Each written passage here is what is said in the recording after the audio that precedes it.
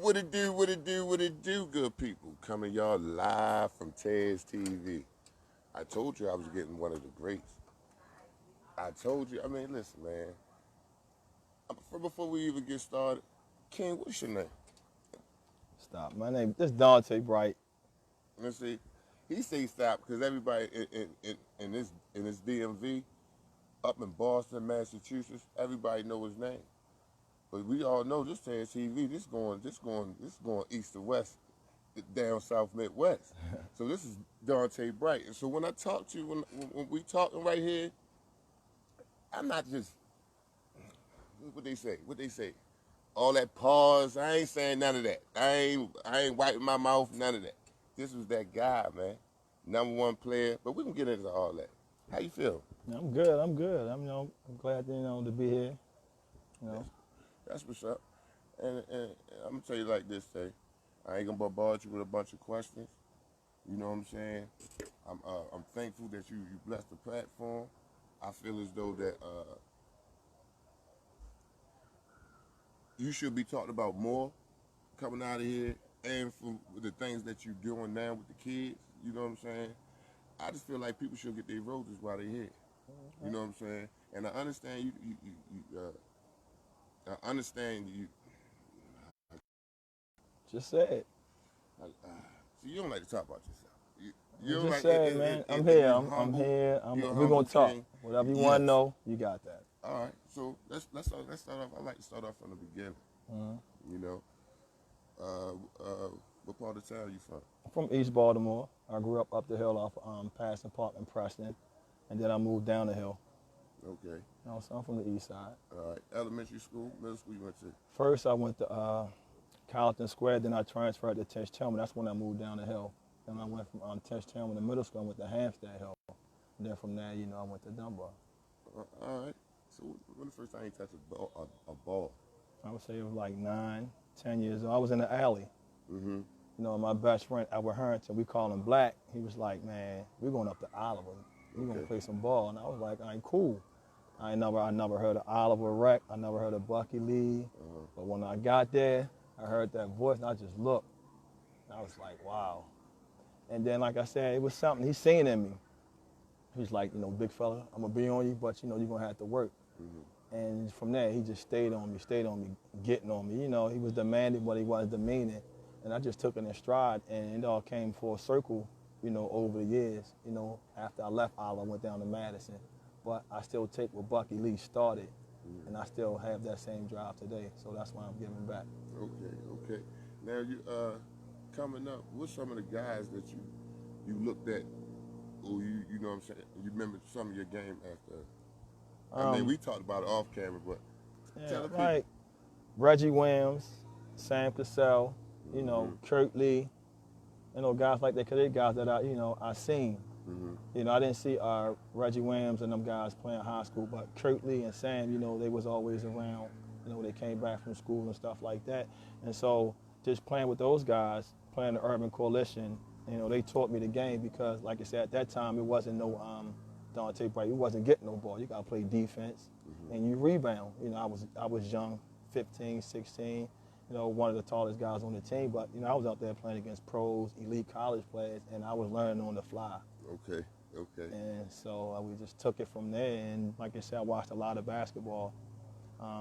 Wasn't a lot I couldn't do. What I could do, I could run the floor, I can rebound, and I could put the ball on the floor a little bit. And so I just stick to that and just worked on the other little aspects of my game. Hold up, I ain't gonna let you just move past that. 'Cause for the parents and kids that's out here, can you when you say you made it easy. You know what I'm saying? You ain't demanding the ball. You wanted the ball. Yeah, I wanted the ball. But you had to wait your turn. It wasn't no, I can tell you what I can do. Man, you gotta show me.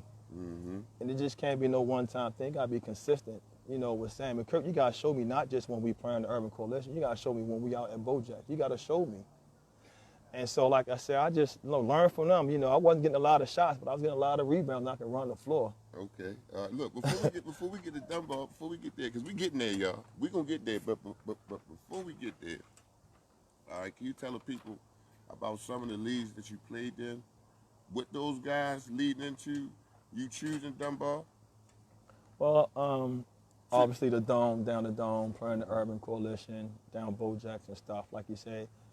And I knew they went to Dunbar. And I knew if I got to Dunbar, I knew I had a chance of getting out of East Baltimore. Baltimore, period. Just not saying I'm just from Baltimore. But like you say, I respect wherever I go, both sides of town. You know, like I got friends all over. Right. So it's just, I wouldn't just say East Baltimore. I'm just a Baltimore guy, period. Right. Salute. But like I said, I knew if I got to Dunbar, it was a way of me getting out, getting a scholarship. Like I said, we didn't have a whole lot of money growing up. You know, with things happen, you know, as a kid. You know, and it was situations where I said, it'll never happen again. Okay. You know, I just kept that burning desire, and I just took it out on the floor. Did you feel that pressure going into high school? No. That's the crazy part. I mean, like...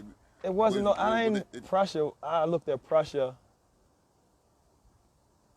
not knowing if you're going to eat at night. That's pressure. Okay. Not knowing when your next meal. You know what I'm saying? That's pressure. Basketball, that was easy. You know, so... That's why people was always say that, you know, he looked soft, looked this and that. Nah, that was just my demeanor because it was something, there's a lot of stuff going on outside of basketball. And I just kept it in me. And like you say, being on the basketball court, that would just release a lot of stuff that was going on, you know. Okay. So that's why, you know, I kind of stayed to myself. I wouldn't say I stayed to myself, I'm just quiet. I'm very reserved. Yeah. True that. Still to this day. Yeah. Now, listen, y'all like, share. Now we in Dunbar, the powerhouse Dunbar. Yeah, famous Dunbar. The famous Dunbar. This before you was a trailblazer. Now, right? Correct. So what would you think in the first day of school? Well, I had to get there. First and foremost, coming from Hampstead Hill, I had the grades of getting in there. Sam Cassell, Hensley Parks, and Coach Pompey used to come to the school like every other day. Okay. Because the former principal at Dunbar, Miss Whitland, was the principal at Hampstead. And so, like you said, I had the grades come out of middle school, and plus it was a connection with Dunbar and Hampstead Hill. And so, like I say, Sam Cassell went there too. Okay. So that was the neighborhood middle school that everybody went to. But after I graduated out of Hampstead Hill, it was crazy, my transfer went to Patterson. I never stepped in Patterson, so I left Patterson, went to Lake. I never stepped in Lake, so like the first week, I wasn't in nobody's school. They was trying to figure out why my transcript was floating around and why I wasn't at Dunbar where it was supposed to be. And so, you know, when Pomp and them got a hold of that, you know, I got in Dunbar, and then it was just like, I was like, you know, I'm a new kid on the block. You know, I got to find my niche, find my way. And then they hear the rumblings, you know, ninth graders down there talking about, ain't nobody in the ninth grade gonna play varsity. And I told myself, I'm gonna be the first one. I'm gonna play. I ain't gonna say I'm gonna be the first one, but I'm gonna play. Yeah. They was looking at me like, nah, who this kid? This and that. So when trials came, say about 100 kids was in there. Yeah. About 50 left the first day, then the cuts. And then they had the JV squad. And then, you know, them same kids looked like, yo, you really made varsity as a freshman. I said, I told y'all. Yeah. But see, like I said, they didn't know me. It wasn't, I had a big name if you was over in East Baltimore. I didn't have no big name outside of East Baltimore. Okay. At that time. Now tell us a little bit about Coach Pete Pompey. Oh, man, he was a player's coach.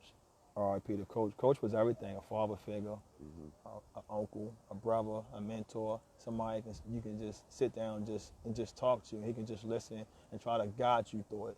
You know, he's not telling you what to do, trying to guide you, like grooming you. Okay. You know, like I said, you know, I had certain situations with me having two young daughters in the 12th grade. I had two one-year-old kids. You know, it was a lot. You know, I could have easily just gave up. You know, but like I said, it was a chance for me to get out of here, to get a scholarship so I can see something better, so I can help. Right. And like I said, Coach always told me, you gotta just stay focused. You gotta stay focused. You know, everything is right there for you to take. It's only you can mess it up. Right. And like you said, he always stuck in my corner. Even the time I took SAT and I failed it. I failed it twice. When I say failed, I didn't get the proper score. I didn't say I failed it. Like I said, I had the GPA come out of Dunbar also. And so Coach Calipari, he was worried that I was going Hold up, we ain't even there yet. We getting the book ourselves. Hold up. We ain't there yet, y'all. Hold up. I know. See, I'm a fan too. You see, I'm just listening, right? But hold on, let me bring this thing back in. This ninth grade, right? You done made the varsity team. Right. Now, at this time, Dunbar traveling here, traveling there. Right. Who was on your team at this time? As a freshman, we had Terrence Alexander. He was a sophomore. We had Dietrich Williams. He was a senior. Spencer Ringo. He was a senior. David Lewis, Hensley Parks, Alan Mahomes. He was a guard. Man, sorry, but man, it's been so long ago. And, you know, as a freshman, I remember all the guys on the team. How y'all finished in the city your freshman year? I want to say, I don't think we won the championship. Now, listen here, y'all. The man only lost 7 times in high school, so I'm asking him because this is the freshman year. So I'm looking at it. If you got your freshman year.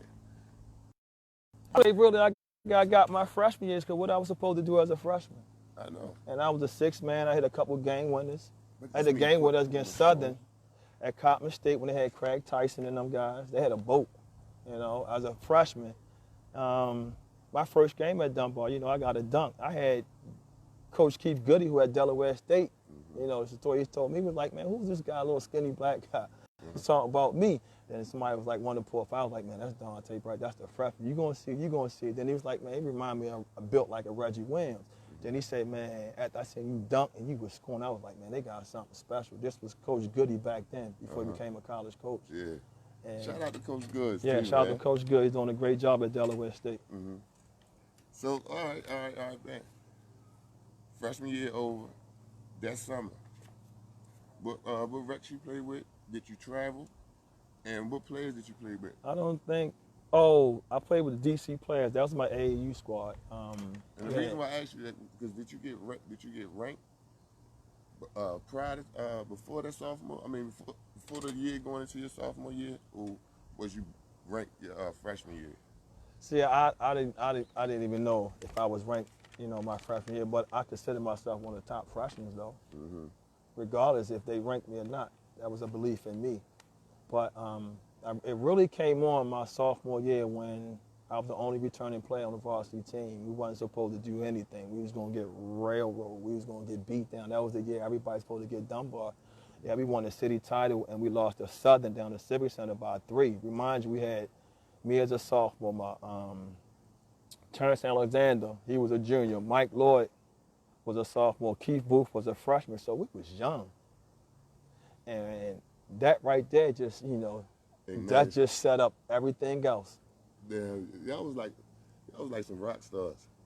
The stories the stories that we heard when I was down Dunbar about y'all, that's why I'm like, man, that's why I'm so giddy right now. I'm not supposed to calm myself down, but hey, it is what it is. It's Dante Bright. So listen. It's Taz. Yeah, all right. We gonna skip that sophomore. We gonna skip that summer. Right. Now we're in the sophomore year. Y'all beat them. Y'all beat Southern down the Civic Center that year. Or they beat y'all? My freshman year, they beat us. That sophomore No, year. my sophomore year, they beat us. They beat us. They Right. beat us in the championship down the Metro Classic by 3. We won the city title. Okay. All right. Then my junior year, like I said, that summer set up everything. That summer, I was supposed to go to Nike camp at Princeton University. I was invited, top 100 ball players coming after my sophomore year, going into my junior year, coming off the player of the year in the city. I didn't attend it because I had to go to summer school. Like I said, it was a lot going on.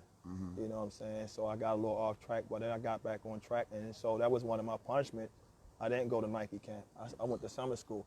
And I don't know how Michael Lloyd, him and Coach Pompey was up there. Mike got that spot, but that was a good look for Mike too. Yeah. So that was all good. So Mike went up there, did his thing, played against Chris Webber, Jalen Rose, the Grant Hills. I mean, everybody was up there. So he came back like bright. You know, I seen that fire in his eyes. And I was like, okay, I see it. I said, that's what I missed. Yeah. So I said, I'm gonna miss the next one. Now, peep this. Now we going into your junior year. We going into your junior year. How far as on a local level, right? Because y'all were undefeated anyway in junior year. What was the toughest teams? Give me the toughest 3 teams in the city that give y'all some competition. I mean, y'all won, and I'm not trying to, you know, hey, but this is TED TV. I ask these questions. I would say Walbrook beat us my sophomore year too up at CCB. They had Darnell Gaither, R.P. to Darnell Gaither. He was tough. Big Steve, he was Big tough. Steve. Mike Jermaine Porter. Yeah, he made first team with y'all. Yeah. Yeah. But I would say Walbrook, Lake and Southern. Yeah. Walbrook, Lake and Southern. That was, yeah. Now, give the people a visual of that atmosphere of that Lake and Dunbar game. Man, shit was crazy. It was sold out, especially if it was at Morgan. Yeah. It was at Morgan. You had like about 3,000-4,000 people outside. So imagine if you couldn't get in. I mean, standing room on. I mean, I never seen Morgan gym packed like that outside. Right. I never seen it. I ain't never said whether it never been like that. I never seen it like that. Give us in the locker, locker room, y'all hear the fan. I mean, you get excited, adrenaline going, you sweating, but I'm just like, I'm ready to just get it on. I ain't do too much talking. Man, everybody, listen, because I know you're a top guy. You and Mike, y'all top guys. So y'all are getting everybody's best shot. You know what I'm saying? Every night. It wouldn't be right.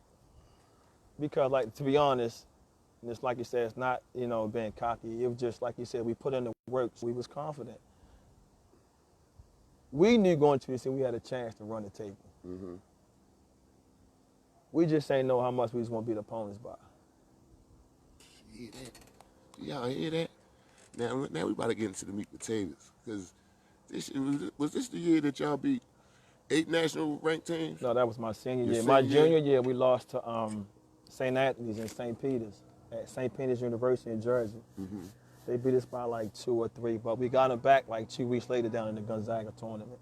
But if it wasn't for them, I think we'd have went back-to-back national championship because Southwestern from Detroit, they lost with Jalen Rose. See, and I thought they won it. No, I think they won it, but they had a loss. Okay. They had a loss. We lost. We had the loss to St. Anthony. That's what kicked us out because we finished in top 3 my junior year behind them. Yeah. Southwestern, then with somebody else, and then it was Dunbar. My junior year. Now, if we don't lose that game, we national champions. Everybody was in front of us. They had a loss. That's what I'm trying to say. Man, listen, y'all, and I'm gonna be posting this for the next couple of days. Well, really, I'm gonna give y'all some insight Thursday, right? Now, I got a magazine that I'm not gonna bring out the house. I got a magazine with all the names, what y'all done did during the summer. What I mean, y'all, I'm talking about the earned guys that really played this game, that went out of town, that it wasn't just a city thing. The Nike that, man, they say that he come in and camp, but top 25. Top 25. At the end of the camp, they say the best player in the camp, Nike All-American camp, is Dante Bright. So can you give people a little bit a view of that when you first went to Nike All-American camp and you around all these guys? That was a big stage. That was let you know if you really can go, this is where you wanted to be at. And so, like I said, it wasn't, like you said, just being at Dunbar, playing in big games, just playing with some pros in the summertime, going playing the Urban Coalition, playing down in the Dome, playing over Lyndhurst, playing over Cloverdale, playing in Bojack. That prepared me for that. Okay. You know what I'm saying? Even though, like you said, I was at Dunbar. Everybody know about Dunbar, everybody. That's all they was talking about, the former players and what we was currently doing at Dunbar. But at the same time, I look at it like we still ain't got that respect because, like you said, that's a team game. Now, this is our individual because I'm not on the same team with Keith Booth at Nike Camp or Michael Lloyd. We wasn't on the same team. Right. And so that lets you know right there. So it's like, man, Mike, do you. Keith, do you, because I'm definitely going after mine. But I also had the right point guards on my team. Dwayne Simpson, who's my AU point guard for DC players. We probably went like 90-2 in 2 years. Then I had Kewan Garrison that played at that was my dog from 5-star. So I had the point guards. Man, Dwayne Simpson, we flew down there together. So, I already told him, like, yo, you already know where that rock go at. And so we already set it up. You're going to get your assist. You're going to look good. That's what y'all Maryland guys. That's what we talk about. Dwayne Simpson that played point guard. Yeah. Man. So, hold up. Was Corliss Williams in there? All of them was there. Corliss Williams, Roderick Rose, Jason Kidd, Othello Harrington, Ronnie Henderson, that's Chris Jackson's cousin, played at LSU. Everybody, Felipe Lopez, everybody was there. Rasheed Wallace, Thomas Hamilton, Rashard Griffin, they were 7 foot. They played on the same high school team. Now that's another thing. Now Felipe Lopez was at that camp also, right? Now y'all know all the hype that Felipe was getting. He supposed to been the next Jordan, just that and the third. Who was it? It was Dante Bright, #1 wing, and then Felipe Lopez. But you know, I'm gonna show y'all that because it's in black and white. This ain't easy, nothing like that. This is what it is. Now, can you tell us the story about the John Wallace game? You said something about John Wallace. You like this game and stuff like that's that. my guy. And I said we had a chance to. John Wallace, look, don't get it twisted. John Wallace can go. That's my dog. We competed. Yeah. Like I said, I was telling you, so at UMass, we got a chance to play them in Hawaii. It was unfortunate that Michael Lloyd wasn't on that team. I think it could have been totally different had he been on that team because I know what type of guy he is. Mike a dog. Yeah. Mike a dog, and I respect that. Listen, you know what I'm saying? Yes, he is. And I'm going to ask Mike why he ain't go to Arkansas with that type of game instead of Syracuse. Yeah, but you did your research. You definitely did your research. That's neither here nor there. You did your research. That's another time because we talk about Dante. You know what I'm saying? That's my guy, Mike, my guy. You Yeah, don't talk shout about out to Dante without saying Michael Lloyd. Yeah, That's shout just out to how Mike. it is. Shout out to him. That's Now, my dog. Now let me ask you something. All right, we had the Kwame Evans. We had I'm talking about top shooting guards at this time, right? Southern Bulldogs. You had Lake Clifton. You had the Ron Lucas. He was leaving, but you had the Shante Rogers. You're nuts. So that summer. I know some of you. Did you play with Cecil sometime? Yeah, I played in the Sunny Hill Classic with them up in Philadelphia, Temple University, and also won away with the AAU team. My last year at Dunbar, I didn't play my last year with the DC players. Me and Mike, we didn't play. But DC players still hold, with 7, 8 guys they had, they still won a national championship. And my cousin was the leader of that team. Wow. So, but now I played with Cecil, and I had fun. You know, I'm sorry, I with Cecil and the coaches and the guys there. And so, you know, I went out, tried out, and I made the team. It was me, Nutt, Kevin Norris, Mike Smitty.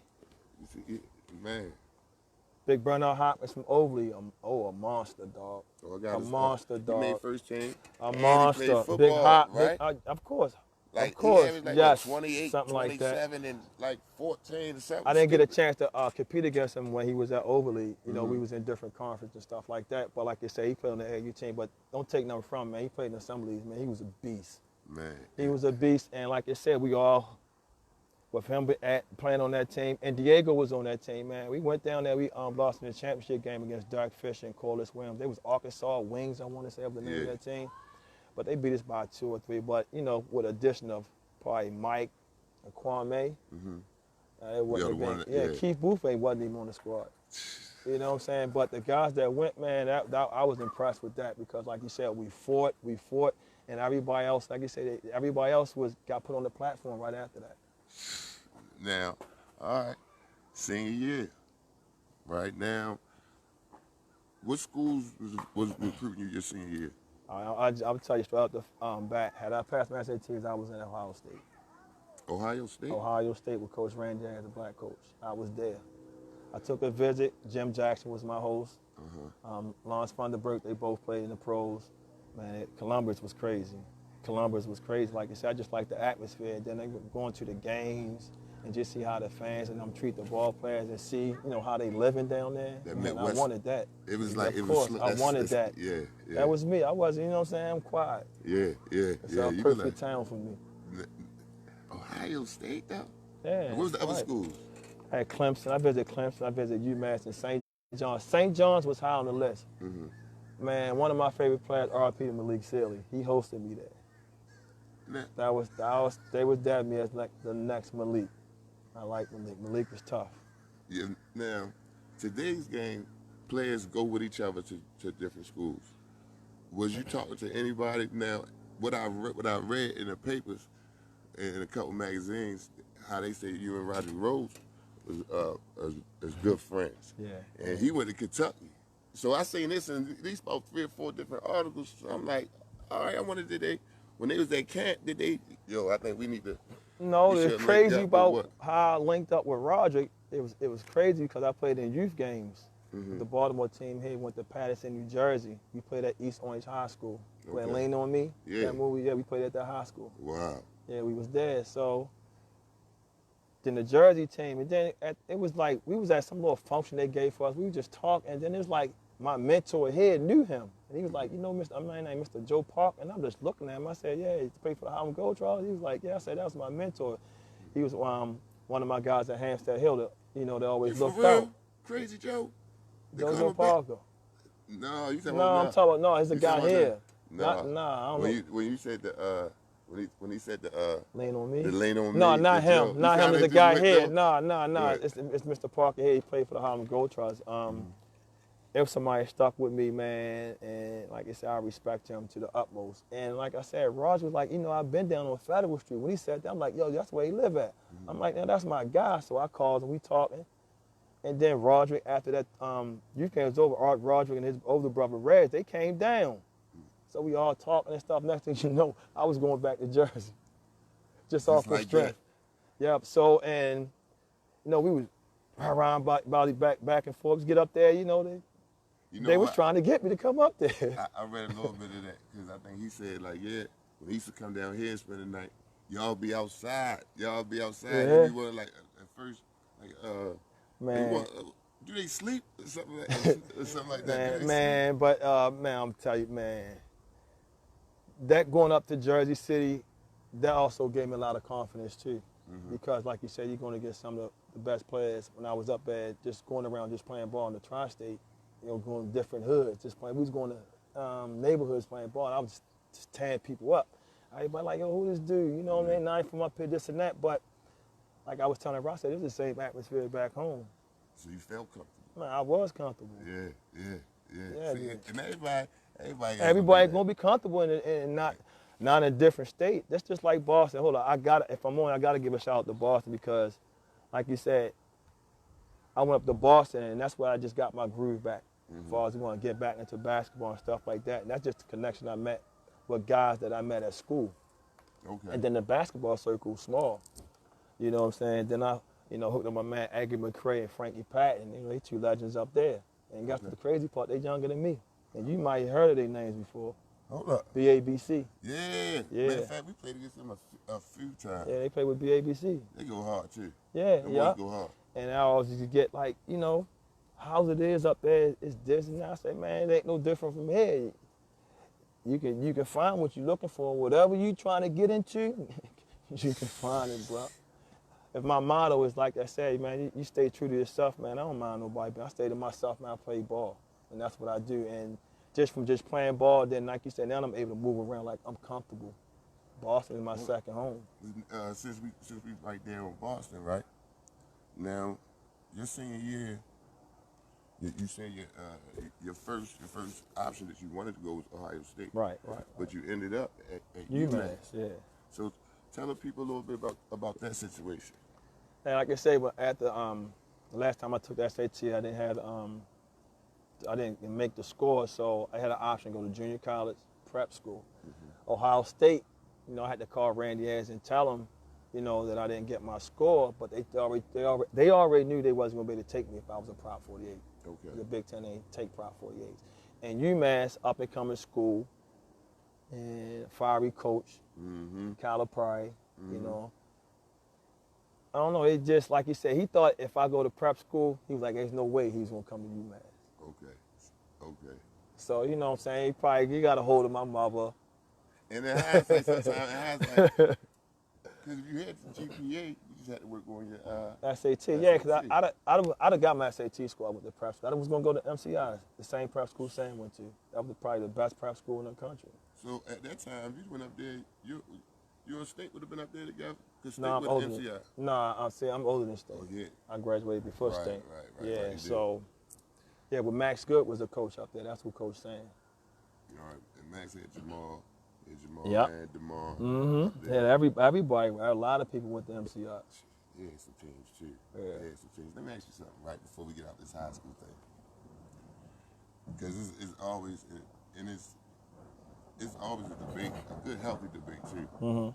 Y'all teams, y'all high school teams, and we got the Muggsy Bogues, the greatest high school team that ever.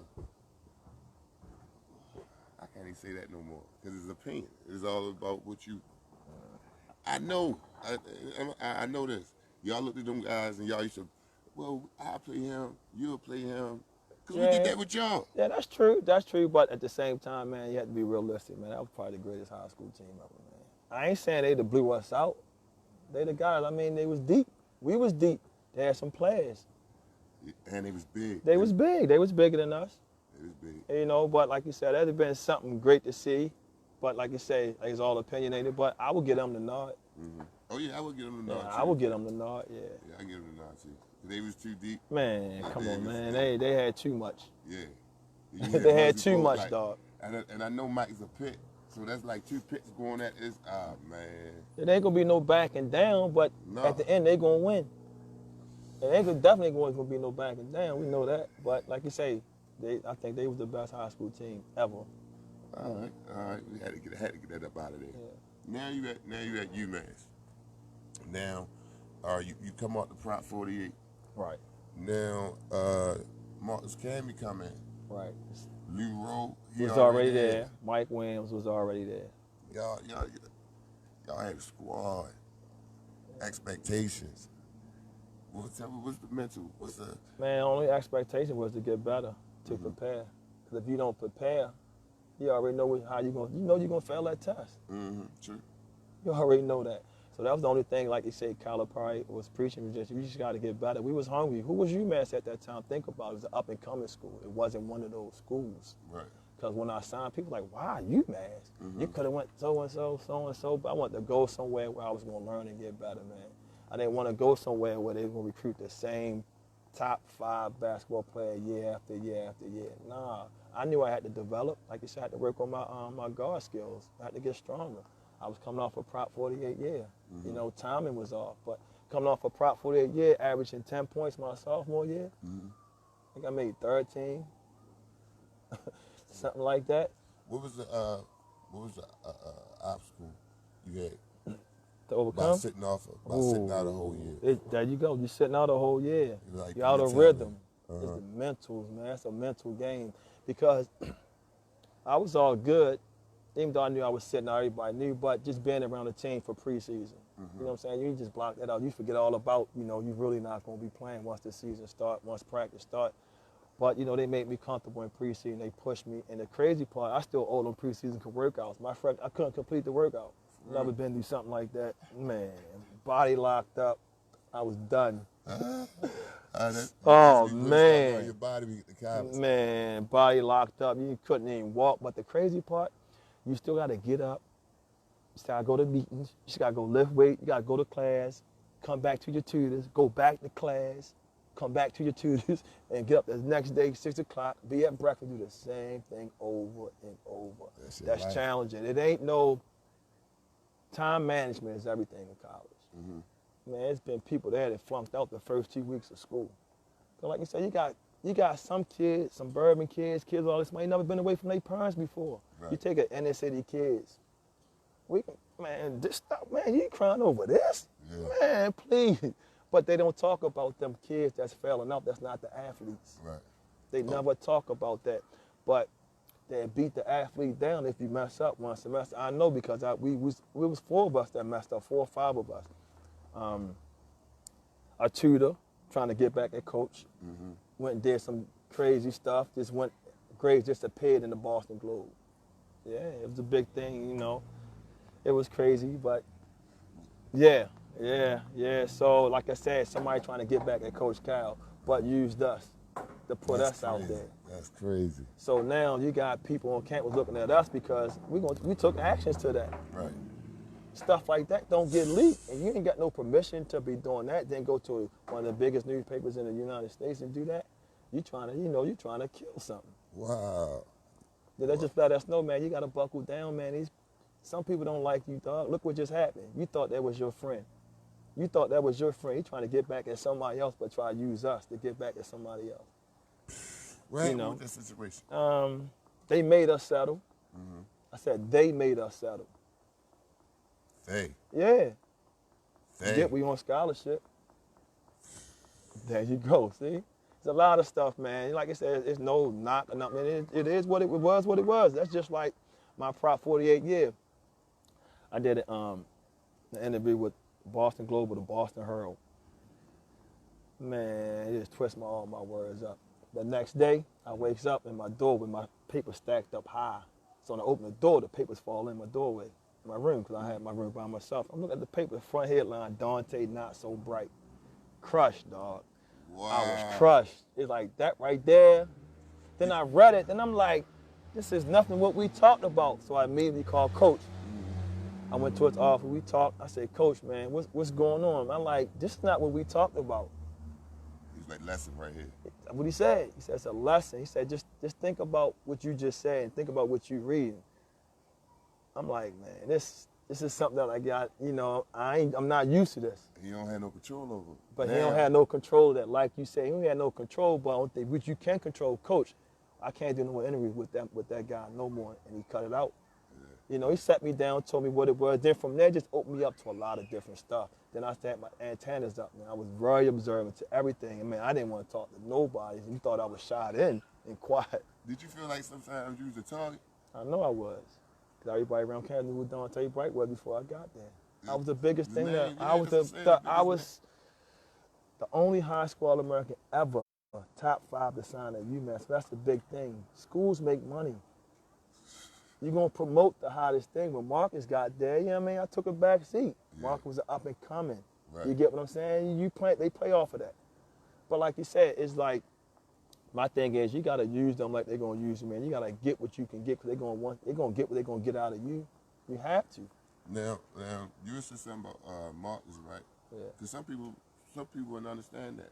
Like you just said, like when Marcus came, he was up and coming, and I kind of stepped back. Yeah, right? 7-footer. You could have bucked the system though. Like nah, I didn't. No, I didn't. And the crazy part, you said that they thought it was friction. For real, man. Did the media try to put it out like that? The media. Wow. Family. I'm not using no name. Certain people that was UMass thought it was friction. Thought I was because, and I had to. One time, I pulled him up. I say, I'm hearing these whispers. I told him, I say, man, look, I'm from East Baltimore. I'm from Baltimore. I said, man, I ain't jealous of no man. I said, I can ball just like you. I say, dog, we ride your coattail. Mm-hmm. We need you like you need us. Right. I said, I done seen this before. I said, I played. I won a national championship at Dunbar. Mm-hmm.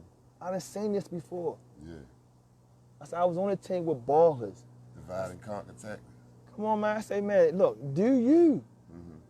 We know who our breadwinner is. That's what we're gonna feed. Everybody operate off of that. Like I told you, it's one set play, but 1,000 options off it. Like I told you, I ain't had too many plays called to me, but I scored about 1,300 points in 3 years because I know how to play basketball. So yeah, he was in the forefront. But look at those back end guys, Dana Dingles, the guards who D'd up, Tyrone Weeks, Dante Bright. We was right there every game. So like you said, if it was pressure on his end, we've been took that off because they told me, you just do you because we can ball. And I played against Dana in high school, Tyrone Weeks. I know what they can do. Yeah. You know what I'm saying? It probably was more pressure on him because he's from Hartford and UMass right down the street. You know what I'm saying? The pressure. Seen the talent in him. You knew that from day one, man. He was too skilled, man. Too long, man. And guess what? Yo, a cool dude. I heard that. Man, a cool dude, man. I went to my point guard at junior college from Hartford. Mm-hmm. Okay. So Marcus is cool. Yeah, he a cool dude, But like you said, man, it just, when you're in situations like that, you had a coach who was trying to be somewhere. He had potential to top player in college basketball. So that's just how it go, man. You better take your back seat. If not, you're going to get lost. And like I said, Mike, I went through that before, as far as, like you said, playing with talented players. So like I said, my sophomore year at Dunbar, I took a back seat my junior year. Okay. And we had talent. You smart about it. I'd rather win. There you go. And everybody look good. Everybody look good. Do y'all hear that? But that's just for the parents. Because sometimes y'all put these expectations on y'all kids, and it's unrealistic. But that's neither here nor there. We're gonna keep it moving. But before we go, because we about to end this real quick, because this is only part one. But before we go, because before we get into the pros and things of that nature, in the A10, give me the three teams that was tough for y'all though. George Washington, we was always tough. I don't know why, but they always got up for us. I think they beat me 2 times. One time with Bill Clinton down at GW, and they beat us up at UMass. I think our first home loss in '96, after like 27 wins in a row at home or something like that. But Temple. That 2-3. Temple was tough, but we came out 5 years in a row with conference championship and A10 titles. So tell the truth about that 2-3 though. That 2-3 zone of mother. It was tough, but we beat them though, dog. The videotapes don't lie. If you YouTube some of the games, we used to tear that zone up. I'm going to. Videotape don't lie. All right, give me some other teams, like, cause listen, man. I mean, I'm asking you that, right? we had. I'm saying this on ESPN, and I'm seeing the crowds go crazy, go nuts. But the A10 was strong though, like across the board. The A10 was strong. You had a lot of Big East schools that didn't want to play Temples in the UMass. They want no parts. And like you say, even at UMass, check this out. Sophomore year, beat #1 North Carolina. Had YouTube it. Had Dirk Phelps, Rasheed Wallace, Jerry Stackhouse, Brian Reese, Donald Williams, Eric Montross. They had about 8-9 NBA players on their team. We beat them in the preseason NIT championship game up at Madison Square Garden. All right. That same year, my junior year, who else we beat? I beat Kentucky my senior year. They was #1. We beat Arkansas my junior year. They was #1. Beat them up in Springfield, Massachusetts.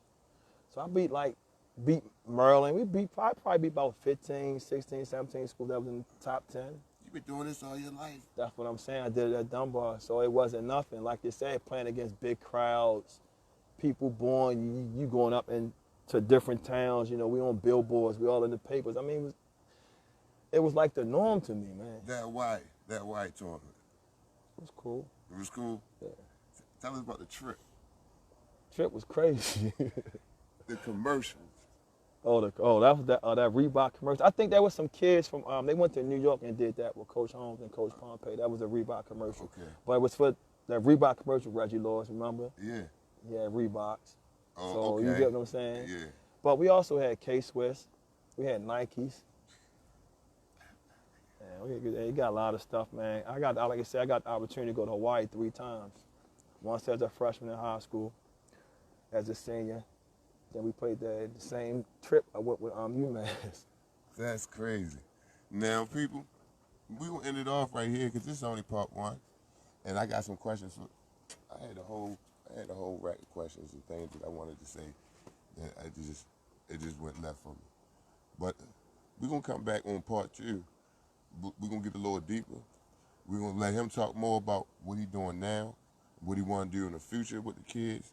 And we're going to talk about, we're going to get a little, we don't get too much in the business, but what went on down Dunbar?